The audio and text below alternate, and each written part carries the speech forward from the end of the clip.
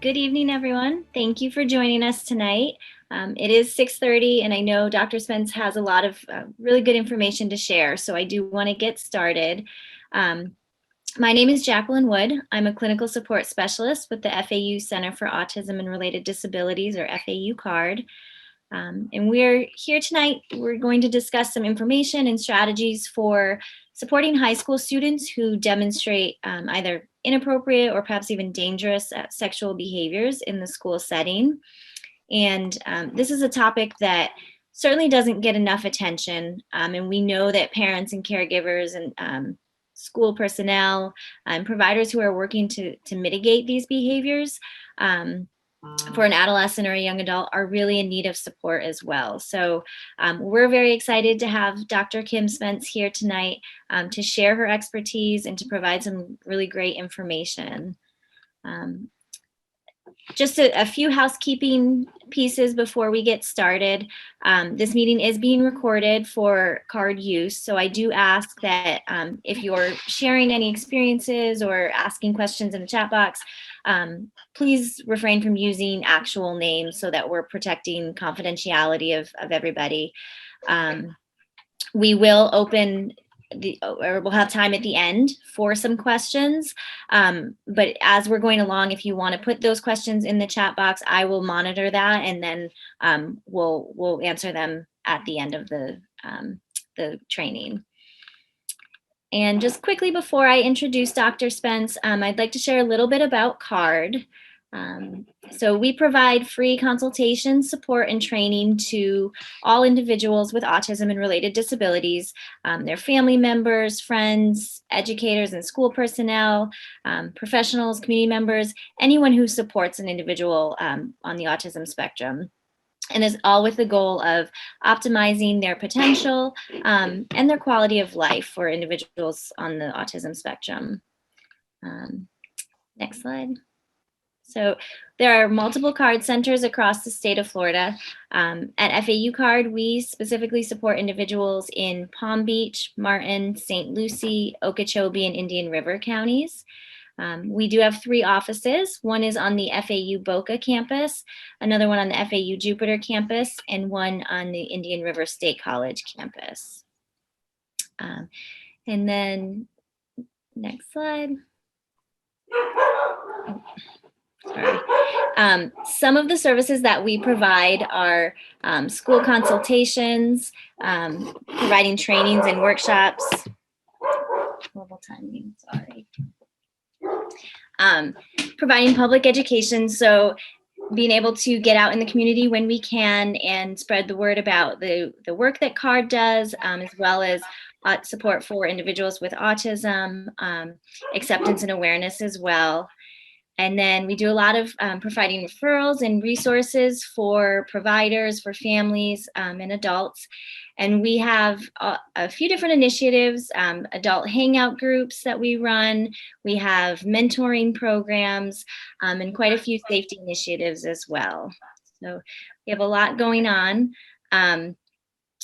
To learn more about us, our website is down at the bottom. It's autism.fau.edu. You can learn more about all that we do at FAU CARD. And our speaker tonight is Dr. Kim Spence, and she has served as the clinical director of the Autism Support Services for Specialized Treatment and Assessment Resources since 2017, and continues to work as an autism disorder specialist for the University of Central Florida at UCF Center for Autism and Related Disabilities. And Dr. Spence has developed and began providing specialized sexuality education training for parents, teachers, and care providers of individuals with ASD in 2000.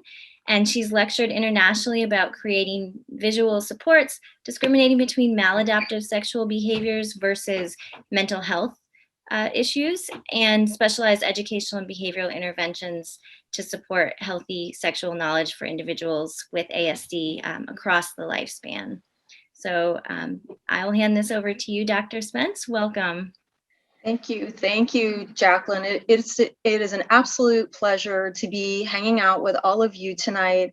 I am really excited to talk about a lot of different ideas, and I'm really happy that people are taking the time to tune in and to think about how we can support students with autism who are engaging in maladaptive or highly sexualized inappropriate behavior at school. And for all of us supporting individuals out in schools, we know that it happens. And we also know, I feel most of you understand that there aren't really a lot of supports out there for teachers to deal with some of these really embarrassing, difficult, and challenging situations. And so, as Jacqueline mentioned, this is being recorded, and this presentation is directed for adults. So I want to be clear that my intent in talking about certain cases and situations and scenarios is for the purpose of teaching other people. It's not an attempt to make fun of anyone. It's not an attempt to portray people with autism as being less than, but I am going to talk about actual real life cases. I am going to talk about situations.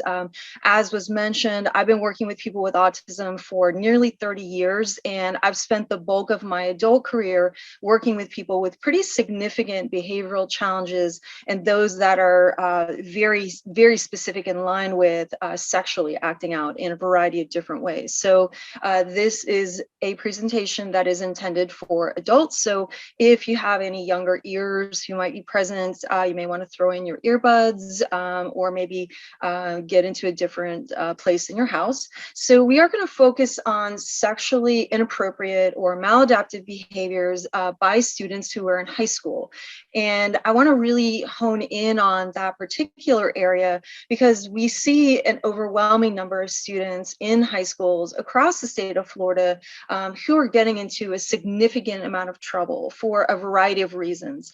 The data, when we look at police, specific police department data, sheriff's department data, and data from the FDLE shows a really dramatic increase in the number of students with autism specifically that have been involved in a variety of criminalized behavior. And when we kind of parse those out, the two that are happening most frequently are young students who are in possession of either pornographic material, illegal pornographic material, or they are students who are stalking other students and may go on to commit aggravated battery. And we'll talk a little bit more about that, but that's what I want to focus on. And so as we're thinking about and talking about ways to support students who are engaged in these behaviors, I want to start us off by thinking about, what is it that we need to be teaching our students? And so when we're faced with a student who might be attempting to masturbate inappropriately, might be touching people inappropriately, might be following somebody around, might not appear to understand that they have an erection and that other people can see it, we really need to ask ourselves, what is it that this student needs to know? And we need to bear in mind that our students on the spectrum, even when they get specific sexuality education at school or maybe another program, they actually need more. The literature in this area is very clear that students with autism know less, even after they've had specific training. They know less about sexuality, they know less about safe and healthy behaviors related to being in relationships, and many students are getting information online. I can tell you in our practice, we have seen many clients between the ages of 15 and 18, 19 who they are curious about sex. So they put things into their web browser and they're Googling because they don't have friends that they can ask these questions of. They're not really sure. Maybe their family is uncomfortable talking about this. So many kids, many kids in general, but many kids on the spectrum are going online to get information about sexuality and information about how to be in a relationship. And all of us sitting here understand that, we have to take things on the internet with a grain of salt. We have to, be a really cautious consumer of any product that we're seeing online, and in particular, social media platforms, which I am going to talk a little bit about. But we should be asking ourselves, when we're seeing these behaviors, a lot of the time there's a direct correlation, there's a direct link to a student needing to be instructed and taught some very specific information as it relates to how do you get your needs met?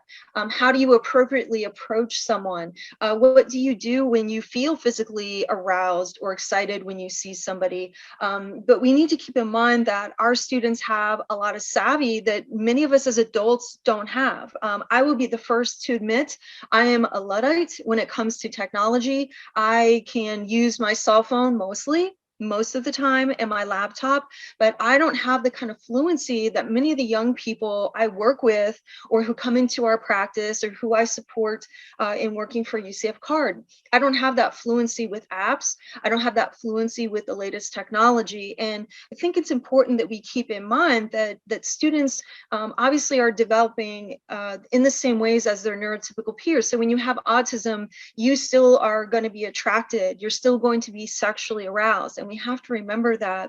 And we have to also remember that the way we are teaching and we provide sexuality education for those students, it's going to be different. And at the end of the day, for all of them, they need more. They need specific instruction about flirting. What is the difference? And flirting is really specific, and that is a very detailed behavior. So we need to really take a good long look at what is it that our students may need to know. I mean, of course, we don't want to see students attempting to masturbate. We don't want to see students who are touching others, who are on their phones looking at things that they're not supposed to, or on the computer or their iPad. But we need to be thinking, what is it, much like we do in applied behavioral analysis when we are trying to adjust behavior that it is not supposed to be happening, whether it's attention seeking or whether it's escape related, and we're trying to think about, we need to make this thing go away. And what is it we need to put in its place so that person is reinforced? And, we can't stomp it out of kids, can't stomp it out of our students, no, don't you do that, because they still want to have the same kinds of things as their neurotypical peers. So a lot of the behavior is normal behavior when they're looking around, but unfortunately they're getting into places where they're being influenced unduly, and they're being offered information that they don't fully understand. You can go on any social media platform and find pornography, any of them.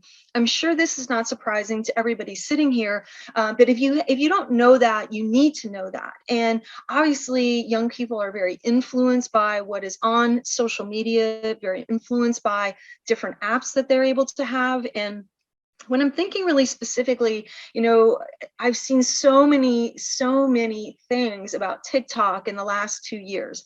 And I never even knew about TikTok. I am a 53-year-old woman, and I've heard people talk about it, but I myself do not have TikTok.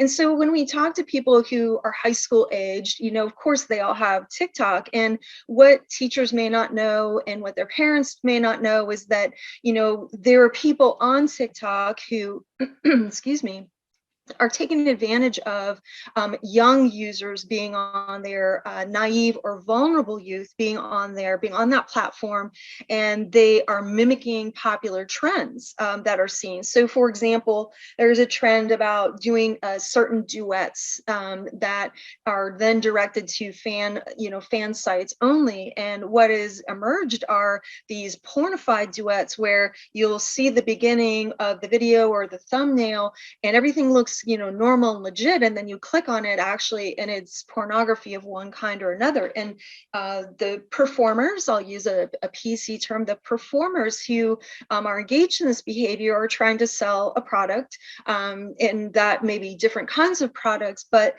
this is happening on TikTok and other platforms.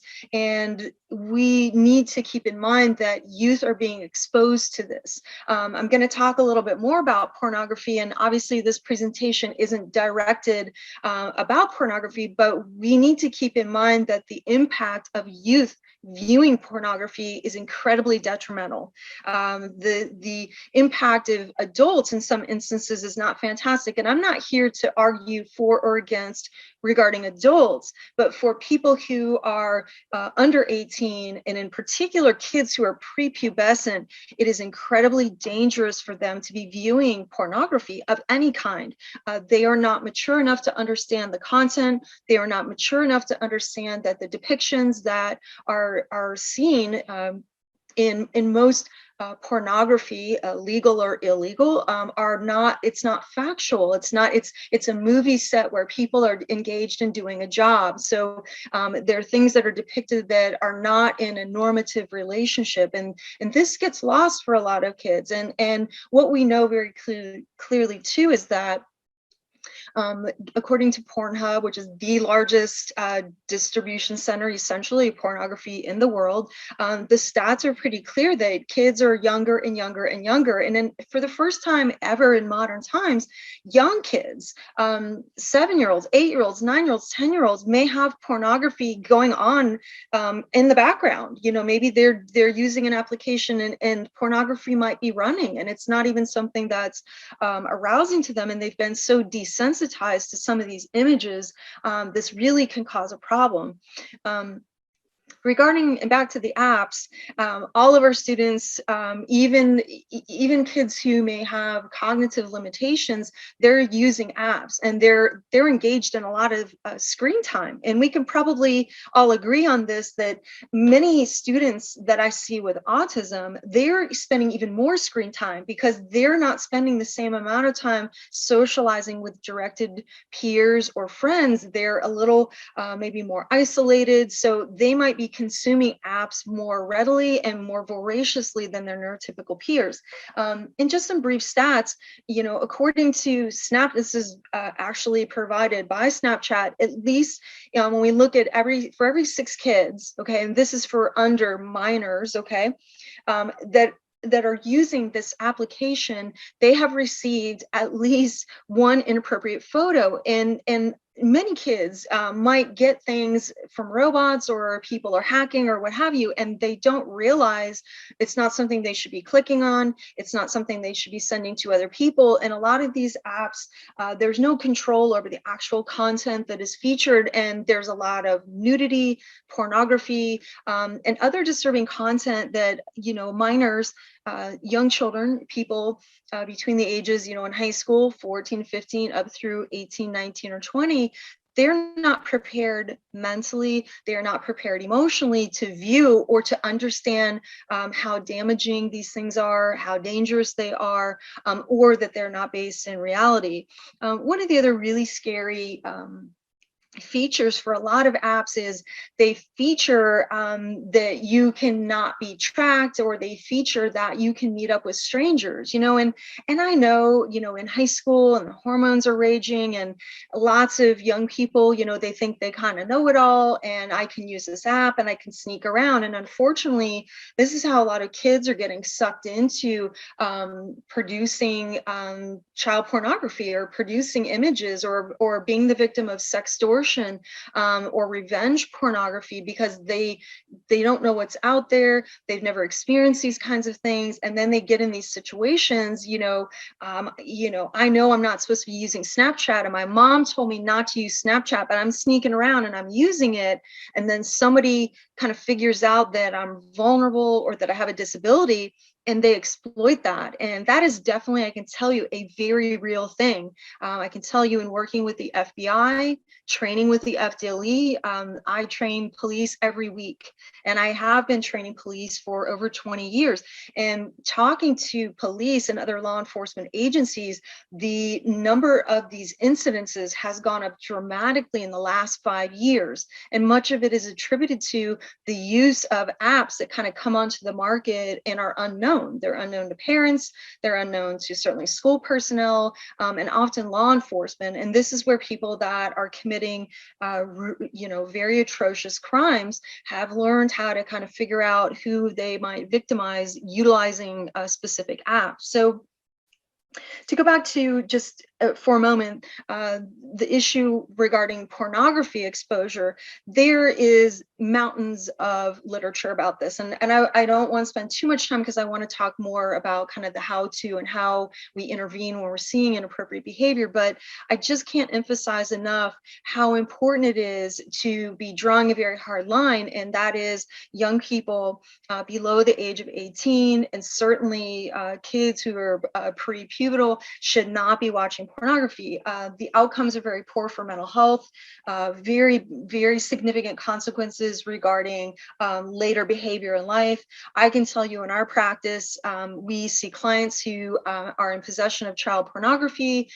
We see clients who have committed aggravated battery, have committed capital crimes, which may be taking someone's life or even possibly raping somebody. And 100% of those clients report that they had very early exposure to pornography, 7, 8, 9 years of age. So they're seeing things and they're seeing images that may become very desensitized for them or normalized to them, to where that person doesn't understand that those are not things that should be happening. Those are actually made up things. So I will try to stop banging my drum on that, and I will go right into talking about sexting. I think any human anywhere in the world knows about sexting, has some idea about sexting, and there's different kinds of sexting. Okay, there's consensual sexting between two adults. There's malicious sexting, where you might have been in a relationship and you might have shared information with the person, and then the relationship ends or there's a breakup, and then images are distributed, videos are posted in social media or shared. There are adults who are soliciting underage minors through the use of gaming systems on social media platforms, and they're soliciting underage minors so that they can have images to distribute to other people, either for pay, or they use them for just directly extorting things, extorting knowledge, extorting items, goods, money, you name it, it's out there. And then we have sexting that happens consensually amongst underage minors. So we have all these different ways people are sending information to one another in relationships. This is also relatively glamorized when you look at TV programs where there's older people. And the portrayal is not about how risky this is or how dangerous it is or how at risk that it puts you if you put images out there into the internet, into the world that you can never take back, that you may not even have the maturity to even understand how dangerous it is to have these images put out there. So a lot of kids engaging in this behavior. When I say kids, below 18, engaging in this behavior, and technically speaking, if you're distributing images that depict an underage person, that's actually considered legally the production of child pornography. So we need to really help students understand that that's illegal, actually, and you could be prosecuted for that. And I think kids certainly do not think about the consequences of these behaviors, and they also don't understand, legally speaking, how much trouble they can possibly get into, and I can assure you it is a significant amount. If you are not familiar with sextortion, I would like us to have a brief talk about this. This is something everyone should be aware of. This is currently, and for the second, I believe going into the third year growing, this for minors who end up committing suicide, this has been the #1 listed reason that anybody around that teen was reporting. Everything else was fine. The kid was doing sports, kid was well liked, kid had friends, but they got into a situation where they shared images, or somebody communicated with them and they shared video, or kind of you name it, and I can give you lots of different examples. And then there's a breakup, or somebody gets a hold of those images and basically is extorting you for more images, for money. And essentially, the folks who are engaging in this behavior, they rely upon the shame of the victim. So for instance, I gave the example a minute ago, excuse me, regarding using Snapchat. I mean, and this could be, again, any platform that, you know, a kid has been told not to. Mom and dad have said no, and you know you're not supposed to be doing it, but you kind of snuck it on there. You're using it, and then you become engaged with a person, and you may think, whoa, this is great, and I'm romantically with this person, and so your decision making is not fantastic. Maybe you don't know, and if you're a person with autism, you know, maybe this all sounds great. Oh yes, I'll be your boyfriend, I'll be your girlfriend, and engage in this behavior, and then this is when it can go really, really wrong. You know, if you don't give me more pictures, if you don't show me do something worse, go do something to somebody else in your house, I'm going to tell your parents, I'm going to put it on social media, everybody's going to know, and this really gets rubbed in. So I want to share with you, this is a fantastic video, PG rating. I feel like this should be shown in schools once a month, just to remind kids of the dangers that are possible when you're sending images. You know, sometimes kids think, well, I use Snapchat, it's out there in the universe, or rather it's not out there, you know, it goes away, and we need to help them understand it never goes away. You put stuff out there, you no longer have control. You no longer have control who's going to see it, what they're going to do with it, and we really need to help kids understand, if you get into this situation, or you know somebody in this situation, you need to seek help. Okay, so you did a thing. You sent a picture of yourself with no clothes on. Something you thought wouldn't be shared. And in a polite society, cats wear clothes, right? Anyway, seemed like a good idea at the time, but now things have gone wrong, terribly wrong. Maybe you shared the picture with someone you loved and trusted, but after a while, things weren't so friendly. Or they said they'd help you become a star, but they just wanted to use you.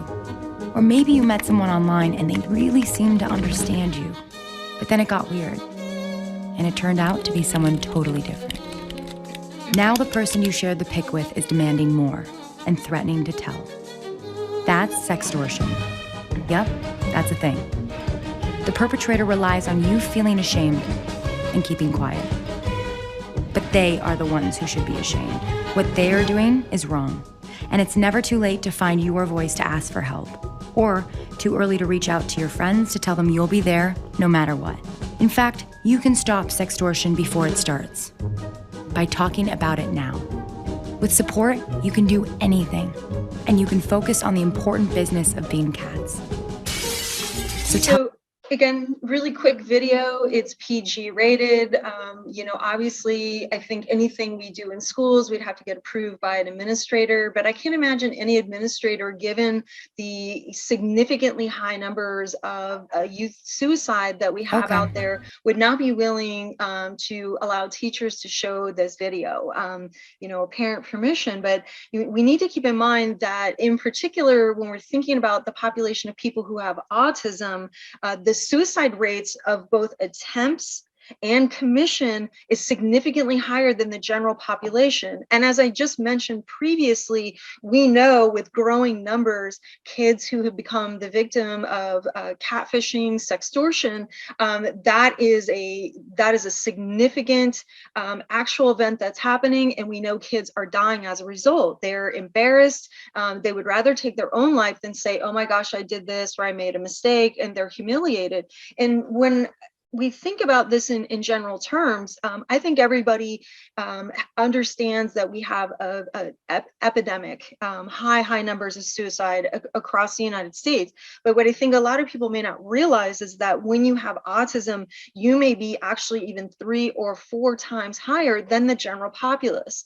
The study that I'm referencing in this slide actually was a study that looked at 20 years worth of data in the Danish registry. So essentially from 1995 until I think they ran it until about 2016, they looked at ages 10 and older, okay? And they looked at folks who had either attempted or had committed suicide. And we see these really, really high numbers. We see in particular higher numbers for females. And what's interesting to me is that the actual commission of suicide is even more common amongst people who are high functioning. And going back to this idea that, these are folks who are at risk anyway, at risk of victimization. And when we start to think about online stuff that may be happening and contributing to behavior they're exhibiting, we really need to be paying attention. And interestingly too, when you look at this research, what we call protective factors, the things that would make you less likely. So in the general population, being in a relationship, having a job, having things that are meaningful, usually those are things that kind of help mitigate or protect you from engaging in that behavior. And what we see in youth and adults with autism, those don't appear to have any effect. So I feel like this is important for us to understand, and specifically regarding young women.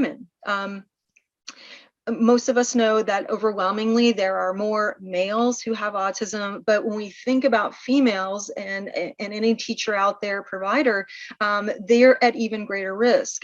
This is actually data from Ann Kirby, who did an amazing study, and a group of her colleagues in Utah. They looked at surveillance data, essentially that was in existence from 2013 to 2017, and their data very clearly showed that young women with autism were at significantly higher risk, even more so than males.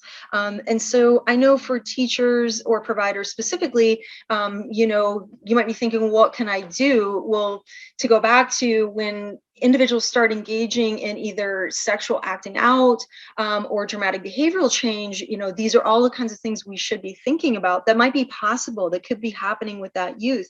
And we know in general, specifically regarding, having a disability and sexual violence, physical violence, that people with disabilities are at a greater risk. And they're at a greater risk for all the reasons we all can understand, which is they may not understand the person victimizing them, may be in their kind of bubble of trust. And when we look at the numbers of people that actually commit sex offenses, they are often known people to the victim. So we know that having a disability puts you a little bit more at risk. And so sometimes certain behaviors, if you are the victim, where someone is bullying you or somebody is perpetrating sexual violence against you, you might act out. You might do something that people at school go, I've never seen him do this before. Why is he doing this? This is not, he's never had a behavioral problem. I want to talk briefly about interpersonal violence. And, over the years, there's been a pretty heavy focus on domestic violence, which was formerly kind of the category where we thought about this particular type of violence. But this is a reference to violence that occurs between two people who are in a close relationship. So they might be boyfriend, girlfriend, boyfriend, or have other labels, but this occurs between people that are in a relationship. Maybe the relationship has ended, maybe it's continuing to go on. And this is a direct reference to physical violence, somebody being kicked, punched, or hurt, sexual violence, forcing someone into having contact, non-consensual sex, consensual contact, or any behavior that is sexualized. Also psychological aggression, taunting, threatening, belittling, very long list. And also included in kind of this grouping of things that's considered interpersonal violence is also stalking. And stalking is something that we are seeing just go off the charts, in particular over the last 5 years. And interestingly, I will tell you, I became very interested in looking at the literature related to stalking because I kept having clients that were engaging in this behavior. And I thought, well, I'm a little curious. And when I look at the literature, I'm essentially looking at literature about everybody. I'm looking at FBI data. I'm looking at people who are former agents who are publishing studies that talk about the kinds of patterns and behavior and who's in. This is not autism specific, but when I started looking into this, the statistics were really, really alarming. And I'll go over those in a minute. But when I start to think back and I think about individuals I've worked with, and I have this conversation, with people all the time, is that I look at students who are engaging in this behavior in unwanted patterns of behavior, okay? Texting, texting, calling, getting in someone's space, and they do it for long periods of time. And everybody goes, oh, that's his autism, or that's her. And it's kind of, don't worry about it. And really with unfortunate consequences in many cases. Now, sometimes we just need to give a person a better education. How do you get into a relationship? How do you interact? Or what can you do to maybe be engaged with somebody appropriately? But we also need to be paying attention when this is happening, because having autism doesn't mean you're not going to go on and engage in some really bad behavior, dangerous behavior. So we need to keep that in mind. And when we're seeing it, it's inappropriate. Okay, stalking is illegal. It's an illegal behavior. If you are engaging in repetitious communications, showing up where somebody is, any kind of communication on their social media, and they feel threatened or they want that to stop, and a person has been told, you are breaking the law. And I have seen it millions of times. I saw it when I was a teacher. I've seen it in supporting students in schools for CARD, and I've seen it in private practice with clients who come in with a long history and a long pattern of engaging in this particular behavior. And so in thinking about this, about interpersonal violence, I think often families and teachers, school staff don't think about, individuals with autism maybe being the victim as often as they are, and when we think and look at general statistics, just in general, overall statistics, 1 in 3 men in the United States, this is a very recent study, 1 in 3 men in the United States will experience some form of contact sexual violence. Those are really high numbers, okay? And I say these not to terrify everyone, but I say these because I think sometimes we don't think about this as teachers, as therapeutic providers. We're not thinking about this, and we think somehow kids with autism or somehow, they're over here in this bubble and that's not happening to them, and it is happening to them, or they are actually committing those crimes. They are actually perpetrating that interpersonal violence, whether that's knowingly, not knowingly, and that's a whole different topic for another night. But a large number of these, men that these things happen to, it's happening young. It's happening, prior to turning 18, and an overwhelming number of them, before 25 years of age. And so when I think about people who I'm working with who are on the spectrum and their inability sometimes to communicate or to actually tell another person what's happening to them, and even when they have verbal language, maybe their ability to communicate what's happening, it's a little bit mind-boggling. So they're just things that I definitely want us all to keep in mind. And I'm looking at my clock here. We need to kind of buzz through stalking. To go back to that literature in general, I want to say, so the categories, when you look at the literature, and this literature is going on about good 50 years of solid research and looking at the kinds of behaviors that are contributory, and what the FBI refers to are typologies. So most often people who have a certain typology or characteristics, behavioral characteristics, are more often to stalk. These are people who are seeking intimacy, and these are people who have been rejected. So when you look at the box of all, Australia, the United Kingdom, the United States, everywhere, there's some really clear data. And according to most of the literature, the intimate type, so meaning that the people were in a relationship or a perceived relationship, and this is very, very important in supporting folks with autism, sometimes they think they are someone's girlfriend or boyfriend, and they're not. Sometimes they perceive that they're in some kind of relationship with a person, and they're actually not. And when we think about this in general, those, the statistics, 90% of those who were stalking, they're in that rejected ex-intimate category, okay? So this is significant ramifications for young people, and we know a lot of young people with autism, they have a really difficult time getting into relationships, okay? They don't have the same skills. They're kind of getting late into the game. And I've worked on so many cases where the person gets their first boyfriend or girlfriend, and they're so into it. And of course, none of us want to be rejected or broken up with, but they get into this relationship and something happens and it's their world just shatters. And we need to do a better job of preparing them, with social skills for rejection. Rejection is a part of life. We are not doing a good job, friends. We are not doing a good job preparing young people of any age, elementary, middle, high school students, to deal with losing, being rejected. You know, it doesn't always go your way, and that can have really dramatic impacts later in life when people are trying to get in a relationship or navigate a relationship, whether it's during or after. And so in my opinion, and according to a lot of literature, folks on the spectrum are at probably a little bit more of a risk of engaging in actual illegal stalking because of the difficulty they have with maybe picking up on cues, sometimes the perseverative focus on a person, which may not be sexual, and maybe their inability to deal with or manage rejection. I can tell you many cases that we have worked on in private practice.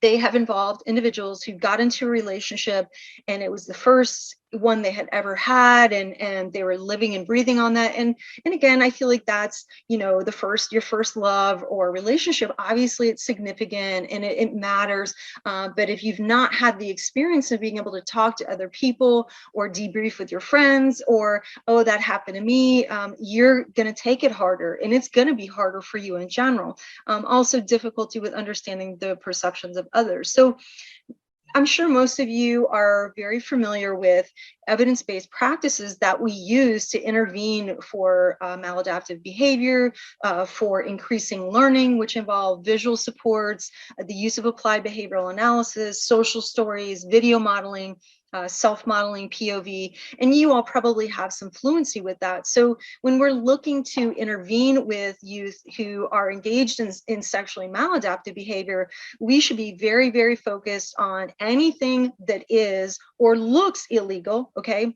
I want you to hear me. So if it is illegal, that is an immediate top of the pile. We need to have a behavior intervention plan. We need to have a plan. We need to be talking about this. We need to be teaching that student what they should not be doing, what they need to be doing. So they should be on an IEP, a 504, and at the very least, a behavior plan. Dangerous behavior must be a priority. And too many times I've seen where teachers are embarrassed or school staff are just kind of like, oh my gosh, I can't believe he just took his penis out again. Or, you know, gosh, he's tried to masturbate for the thousandth. You know, we must deal with that, because I can tell you the consequence of that is that student is at significant risk for getting arrested if that continues. Okay. And there's no, friends, hear me, there's no autism jail. There's no autism law. There's no get out of jail free card. If you are touching your penis and you are in public, you will get arrested. You will get arrested and you will get prosecuted just like everybody else. So isn't it a shame that we may have the opportunity with our students to see specific behaviors that we can intervene with, and we can help that student navigate and help their family navigate when things are particularly egregious, or it appears that mental health may be driving it. And often mental health may be a direct contributory factor to the kinds of things we might be seeing. And we need to be making sure that students are getting proper assistance.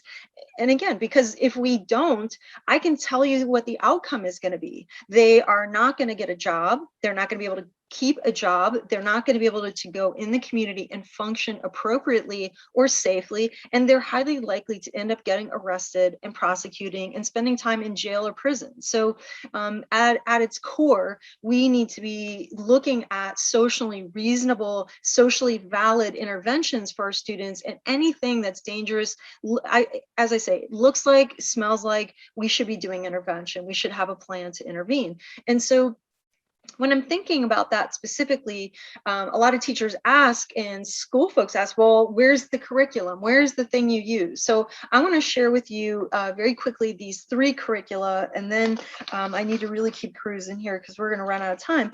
But there are 3 specific curricula that I highly recommend. Charting the Course, this was actually developed for parents of youth who have autism.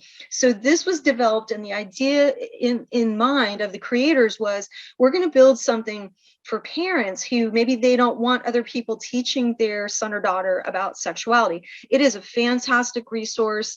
You can get the PDF. If you look at this, this citation right here, this is where you can get this curriculum. It is amazing. I have my notebook over there, and I have it tabbed, and I've used it so many times. This curriculum, The Birds and the Bees, this was created for people with autism and developmental disabilities. So this is an online curriculum and platform that has lots and lots and lots of videos. So it was specifically created to provide sexuality information and training to people with autism and other developmental disabilities. And you can go online and check out. They have all kinds of great videos. They have really great instructional guides too. I highly recommend it. I'm a huge fan of anything I don't have to build, right? Anything I have to sit and take the time. If there's something I can actually use for a client or use for a student, then I'm gonna, obviously try and save my time and save my effort if there's something that's available that I don't have to pay for. Maze is a wonderful curriculum. This is an online sexuality education curriculum. This is not disability centric. This was basically developed so that people in any part of the world could have access to really good information, really up-to-date information. I highly recommend it. They have amazing, amazing videos. I would show them all night if I could, but they have videos talking about how pornography is not a way to learn about sex. They have videos talking about gender identity. They have videos talking about what does it mean to be non-binary. They have videos talking about dealing with unwanted erections. They have so many great videos. Highly, highly recommend. In this slide just talks more about it, so you can kind of take a look at this later or as we're still talking about the case specific content. But I love when there's a lesson. I love when there's a toolkit, and when we're looking to support a specific student and we kind of see all these different examples, I feel like we're going to be more able to come up with an intervention that's going to be meaningful and relevant for that student. And again, teachers, we love things that are packaged, that I don't have to spend 10 hours preparing it or specifically making it. So let's jump right into talking about masturbation, which I would say probably in terms of involvement in schools and high schools is the leading complaint. And when we look at data from law enforcement, we look at data related to suspensions, kids getting into trouble in school. This is something that happens with regularity with people who have autism and other disabling conditions. And so most of us are aware, if we're seeing these kinds of things, we need to intervene immediately. We need to have, a functional behavioral assessment. We should have a BCBA if we have one available. We need to get a whole team involved. We should get our SRO involved, because I want to really insulate that student as best I can. I don't want to do things that are going to embarrass that student. I don't want to look at that student and go, no, don't you, and you might initially do that because you don't have another set of tools to use, but that's not going to make that stop. That's not going to make that particular behavior stop, because that student's still going to feel aroused. That student's still going to get erections, whether it's thinking about someone or an unwanted erection, and that's not an effective intervention to make that go away. We need to be looking at, where it's happening. We need to be specifically supporting students with intervention to help them understand what they should be doing, what they shouldn't be doing, and it should always mean directed, increased, immediate supervision. Okay, it means that if a student is engaging in that behavior frequently, they need to be on line of sight, and we need to be paying attention. They need to not be in unsupervised areas with other students. I have been in classrooms. Where I've seen students that are attempting to masturbate. I've seen them reach over and touch another student's penis. That is sexual assault. Okay, that is behavior that if you were engaged in anywhere, you could be arrested for it. Now, obviously, if that person is significantly impaired, they don't understand, we have to intervene, but these things cannot be allowed to happen. And if we're seeing these repeatedly, there needs to be a really direct intervention. And we make social stories, we make social scripts, we can make targeted scripts, and there's on and on and on, all the things we can do, but we need to help that person understand. Masturbating is something you do in private. And sometimes school folks say, well, we can't talk about masturbation. And I get that, but you actually can. You can say that is an activity that's private. That is an activity that you do at home in private. And maybe you can help the family with developing visual supports. You know, obviously that's going to be something the family's going to have to address with probably CARD or another provider who's able to give really direct static intervention supports. But there also needs to be the same dialogue that's happening across home, school, and everywhere else, so that student is getting a consistent message. With respect to masturbating, you masturbate in your room, okay? At home, in your room, private time. We don't masturbate in the bathroom. We don't allow our students to masturbate in the bathroom. That is dangerous. That is incredibly dangerous, okay? And the reason for that, friends, the reason for that is that people with autism in general don't generalize well. So if you have a student and you're allowing them to go in the bathroom, well, just he's starting to act up and he's starting to get aggressive, so I'm going to let him go in there. Okay, you're shaping behavior, friends. You're shaping behavior, and you're not teaching that student. When I get the urge, okay, when any of us gets the urge, part of being in a social acceptable society is I can't just masturbate. Okay, I can't just stop what I'm doing and start masturbating. Secondarily, if I link going to the bathroom, or I think that I can just go in the bathroom and masturbate. So if I'm in Walmart, I'm in Target, I'm in Home Depot, I'm going to go masturbate. Okay, I don't realize that that's not something. Okay, so we should be teaching that's private. That's something that happens at home in private. And we need to destigmatize this. Excuse me. We need to destigmatize this, okay? It's normal for young males to get frequent erections, and it's not because they're sitting around thinking about things, it's just a biologic fact. So if, you know, we have students that are getting an erection and maybe they don't realize that they need to cover it up, maybe it's as simple as teaching them cover that up. You know, maybe it's giving them some really specific ways to do that differently, and basically teaching that that is something, having an erection is something we don't share with others. Having an erection is something you need to keep to yourself.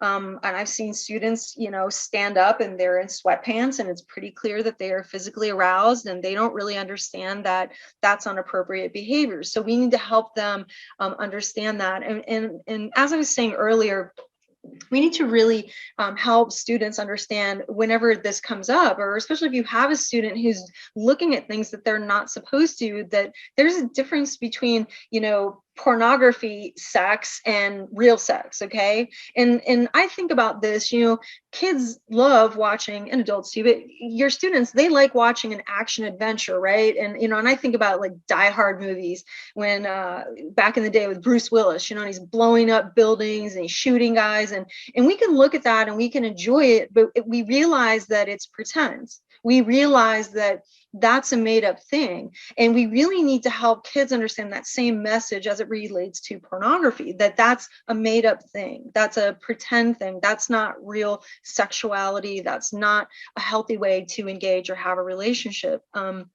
I want to talk briefly about, and I'm looking at my time here. I want to talk briefly about a case that I've worked for quite a while on. And this client came to us. He had just turned 16 and he had some really, really significant charges. And let me tell you a little bit about him. So he's a person that has autism, has had autism diagnosed by history, well-documented support, special education support, was able to be in regular classes, was well supported by the school, a lot of therapeutic providers. He at the time was really significantly socially immature. He did not have a rich circle of friendships. In fact, he had very few friends. Most of the kids that he interacted with were kids he had gone to school with for most of his life, and they knew him pretty well, but he didn't really have too many friends. He had never had a girlfriend, and there was a young lady who was in a lot of his classes and who he had known for years. She had been a peer mentor at one point for him. So she was a safe person, and a beautiful young lady. And, you know, basically he, at some point around the time he's 15 and he's a freshman in high school, he just decides he falls madly in love with her. And, you know, that could happen with anybody. Couldn't it? It could, you know, if we're around people and we're attracted to them, it could happen with anybody. So he falls madly in love with her, and in his head I'm so in love with her and I want to be with her and I'm convinced. And so he begins pestering her. You know, he tells her, he's like, I really like you, I love you. And you know, and so what happens? The other kids start making fun of him, you know, teehee, look at him. The girl's kind of like, no, thank you. But she's nice to him and she tolerates it. And when I go back and I look at all the data, you know, for 9 months, the teachers were seeing this, he was talking about it, her parents knew, his parents knew, and everybody kind of went, oh, that's just so and so, and he has autism and he just doesn't get it, and, you know, just ignore him, keep ignoring him. But it increased and it became more intensive. And the minute we see those kinds of things, we should be teaching kids, when someone says no, no means no. If you're making advances and that person says no, that's the end of it. And here's how we get over that. So he was very, very enamored, and he decided that he went and looked online, and online it says, according to him, the sources he looked at, and I won't go into all of it, but online, it's basically, he found out that if you buy gifts for a woman and you surprise her with these gifts, basically she'll fall into your arms. And he actually viewed pornography that showed men giving a woman a gift and then they went right into having sex. So he watched this a number of times and was pretty convinced in his head that I'm just going to buy her all these gifts. And so at an athletic event, so she was a student athlete at the time, he goes to this event and watches her participate in the event, and he's cheering in the stands and holding a sign, and you know, everybody's seen this go on and on and on. So after the game, he waits outside of the women's locker room, and he has all his gifts, he's ready to go, he's pumped up, he's really excited, and he waits until he thinks like most of the people left. So then he goes in the locker room with all his gifts, where other young ladies were in there dressing, doing their thing, and he shows her these things. And in his mind, he thinks, I'm going to show her all these things and she's going to see it, and the hearts are going to pop out of her eyes, and she's going to be madly in love and fall into his arms. And of course, that's not what happened. You know, all these other young ladies are in there and they're freaking out. The young lady was freaked out and he just lost it and he attacked her. So not fantastic. You know, he had no history of violence. He had no history of acting out. This is kind of what we like to call the perfect storm, where just kind of a lot of things lined up for the culmination of a bad response and making some really bad choices. So in his particular instance, obviously he needed very targeted social skills training. This is a kid that was pretty high functioning. He had some skills, but he needed very specific training about no means no and consent. And he needed really specific training about the legal, you know, consequences of these kinds of behavior, and specifically regarding getting into relationships and what that should look like, and self-regulation. So we wrote a very detailed plan that involved, basically they looked very much like social stories. We did them all in PowerPoint, but outlining things from, you know, what the person's body language, you know, if the person is showing you certain body language, we basically developed a lot of scripts in and around when people don't want to be with you. And so we need to be helping students who might be overzealous, or students that are touching others, you know, and sometimes it's students that are like, you know, hey, and they're trying to flirt, or they're trying to, and they're continuing and continuing and continuing. And everybody's just kind of like, oh, it's just, you know, we need to intervene. We need to teach them the appropriate skill. We need to teach them specific skills that will help keep them safe and help them have the actual things that they want. So we need to help students understand. So if you're doing certain things, these are inappropriate expressions of attraction, right? And going back to, I'm not going to be looking at people going, no, don't, and all that kind of stuff, but I want to be helping them understand these are certain things, you know, pushing someone, hitting someone, saying things like, I will die if you won't be with me. I'll die if you're not going to be my girlfriend. Those are inappropriate ways to express that you want to be with somebody or that you're interested in somebody. And sometimes it's as basic as helping individuals understand consent. Consent is a lot of things, and consent should be ongoing, and we need to be helping individuals understand the consequences of engaging in behavior that is illegal or looks illegal, as I was saying earlier. And I put a lot of focus, you know, in this particular client and other clients, what does good romance look like? What does healthy romance look like? I don't want to get focused on don't. I want to focus on how it should look, okay? Someone should be happy to see you, and the kinds of attributes that we would expect. You know, the person is talking to you, the person's listening to you, the person wants to spend time. These are the attributes we expect in a healthy relationship. This is what you should be experiencing. And when you're not experiencing these things, that's a sign that that person doesn't want to be with you, or for other reasons, maybe it's not a good idea to try to enter into a relationship. And how do we know? And a lot of the training that I've done and continue to do is helping clients understand, how do we know when someone's not interested? Because this is pivotal. This is key. And if I'm neurotypical, and someone's not making eye contact, that's probably a cue to me. But I have to directly teach this to a lot of people with autism. If a person is crossing their hands, if a person is looking away from you, or a person is purposely looking at their phone and they're directing their attention away and not keeping their attention to you, that's probably an indicator that that person does not want to engage in talking, maybe a relationship. And I go over all these different behaviors. And this is not, certainly the list can be very, very long depending on what that individual person needs. But I'd say these are kind of the top ways that in most places in the United States, in the world for that matter, these are going to be really specific things that people are going to do when they don't want to be engaged or they're not interested. And so we say these things to students with autism, but we need to teach them, okay? We can't just say it. It's not good enough to say, you need to not do this, or you need to do this. We need to break it down, show them video, practice. We need to do scenario-based training and show a lot of different ways that looks, okay? And I know certainly young men and women with autism, they can learn these skills. I've worked with many young men and women with autism that have been taught these skills. And yes, it takes time, and we have to make really targeted supports, but they won't learn if we don't teach them. So we really need to be focused on this. And we also, in my opinion, need to be focused on helping students deal with rejection, okay?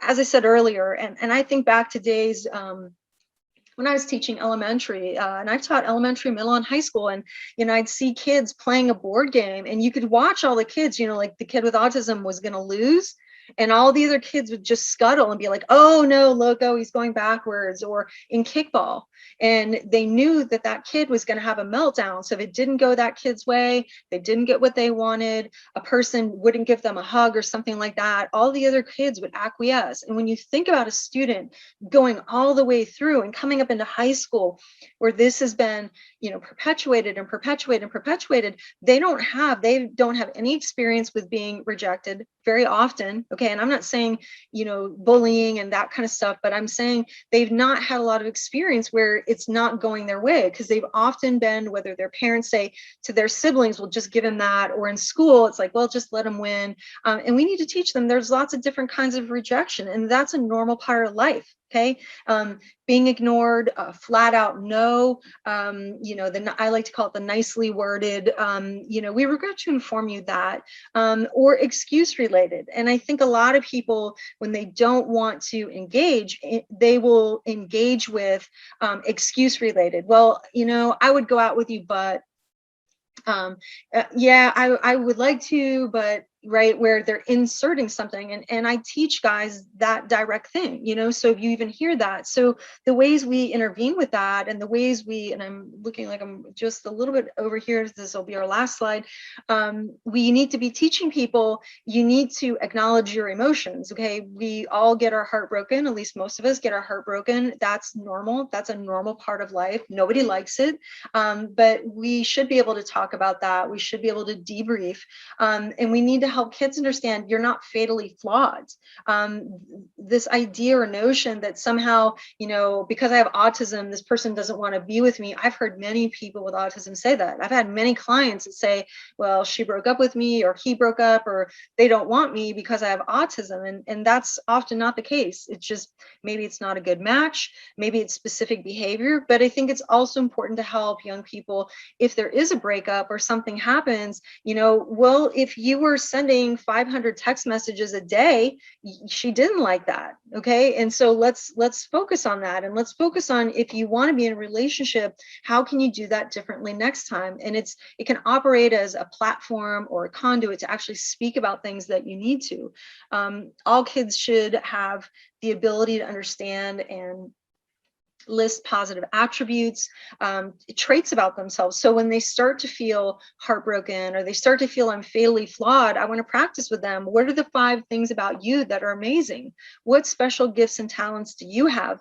This is used in mainstream counseling with people that suffer trauma. This is a tried and true method. This is a very effective way to kind of immediately kind of get the brain going in a different way. And again, to teach kids, students, what can you learn?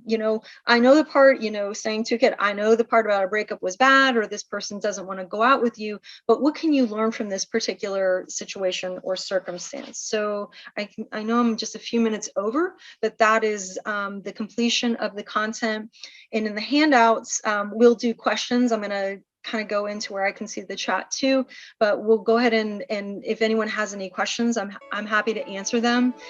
This is all my contact information. My office is actually located in Cocoa, but this is our office phone and my email. And with that, I'm going to go ahead and stop and see if there are any questions. And if there's something that popped in your head tonight, or you don't want to ask it in the chat, or maybe, please feel free to email me. I'm happy to help, happy to answer any questions I can. You will see in my handouts, I've listed all of the resources, all the citations, everything I've been talking about is all listed in the slide. So I'm going to go ahead and stop here.